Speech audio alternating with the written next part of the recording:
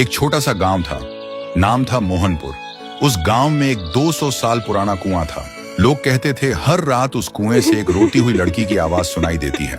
लेकिन एक बात सब लोगों को हैरान कर देती है, मोहनपुर गांव का जो भी लड़का उस कुएं के पास पानी पीने जाता है, वह 2 दिन के अंदर मर जाता है और मरा हुआ शरीर गायब हो जाता है। और एक दिन इसी गांव में एक शहर से अर्जुन नाम का लड़का आता है। अर्जुन वह छुट्टियों में अपने दादाजी से मिलने आए थे। एक दिन अर्जुन गांव के लोगों से सुना है कि वह कुआं बहुत डरावना है और कोई उसके पास नहीं जाता।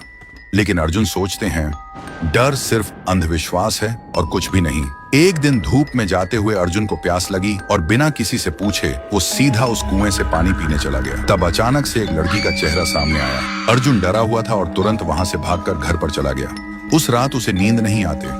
हर समय उसे लगता है कोई उसे देख रहा है और कोई बुला रहा है। अब उसे भी डर लगने लगा था। फिर सुबह अर्जुन ने एक बुजुर्ग से पूछा, चाचा ये कुआं इतना डरावना क्यों है?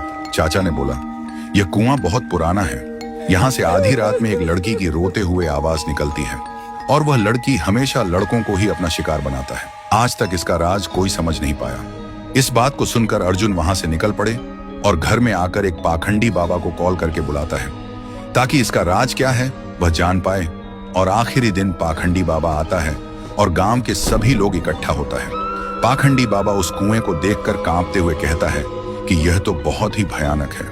कुएं के अंदर जो भी है उसको पकड़ना मेरे बस के बाहर है। ऐसे बोलकर पाखंडी बाबा उस गांव से निकल पड़े। ऐसी स्थिति में गांव वाले का डर और भी बढ़ जाता है। अर्जुन के मन में सवाल उठते हैं कि उस दिन मैंने जो देखा क्या वह मेरा वहम था, और आज तांत्रिक ने क्या देखा जो डर के भाग गया। आखिरी दिन अर्जुन आधी रात में कुएं के पास एक पेड़ के पीछे छुप जाता है। अर्जुन देखा है कि कुएं के अंदर से एक अजीब सा रोने वाला लड़की का आवाज सुनाई देता है और तभी कुएं के अंदर से एक लड़की बाहर निकलती है। थोड़ी देर बाद एक लड़का गाड़ी लेकर गांव से गुजरता है। वह लड़की उसके सामने आ जाती है और लड़की उस लड़के को मार देता है और लड़के का शरीर गायब हो जाता है। अर्जुन यह सब देखकर हैरान रह जाता है। उसके दिमाग में एक ही सवाल घूमता है कि यह लड़की कौन है जो लड़के को ही अपना शिकार बनाते हैं, लड़कियों को क्यों नहीं?